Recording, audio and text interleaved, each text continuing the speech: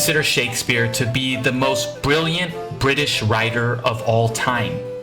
In this series, we're going to explore the significance and language of Shakespeare to K-12 schools. That would be worthwhile to see why schools esteem Shakespeare so highly.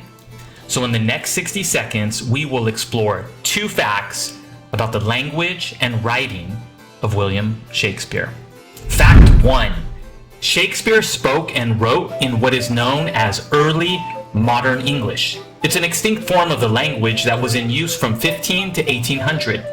All of Shakespeare's writings are over 400 years old.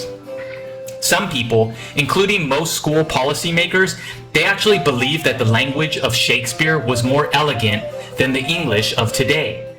Betty Berner of the Linguistic Society of America states, "People tend to think that older forms of languages are more elegant, logical, or correct than modern forms. But it's just not true.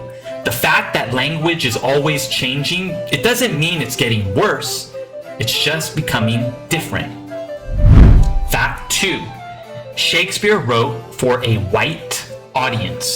Dr. Farah Kareem Cooper, professor of Shakespeare Studies at King's College, states, "When writing about Shakespeare and race as a scholar of color, there are various challenges that perhaps white scholars don't face.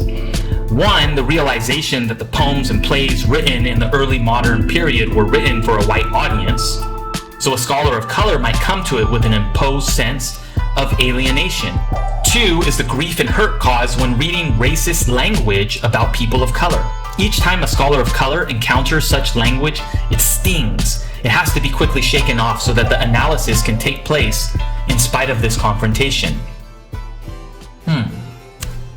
In the next video, we will look for further clues to help us understand why schools continue insisting that students study Shakespeare in their senior English classes.